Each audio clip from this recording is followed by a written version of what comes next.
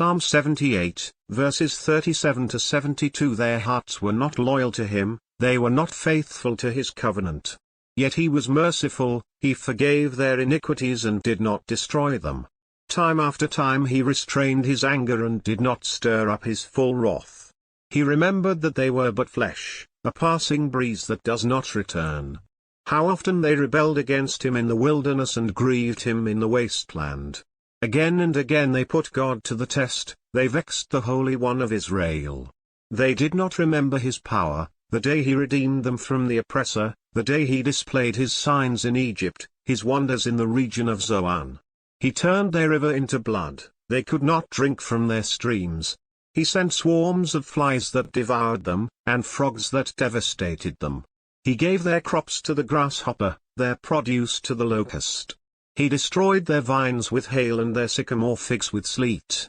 He gave over their cattle to the hail, their livestock to bolts of lightning. He unleashed against them his hot anger, his wrath, indignation and hostility, a band of destroying angels. He prepared a path for his anger, he did not spare them from death but gave them over to the plague. He struck down all the firstborn of Egypt, the firstfruits of manhood in the tents of Ham. But he brought his people out like a flock, he led them like sheep through the wilderness. He guided them safely, so they were unafraid, but the sea engulfed their enemies. And so he brought them to the border of his holy land, to the hill country his right hand had taken. He drove out nations before them and allotted their lands to them as an inheritance. He settled the tribes of Israel in their homes. But they put God to the test and rebelled against the Most High, they did not keep his statutes. Like their ancestors they were disloyal and faithless, as unreliable as a faulty bow.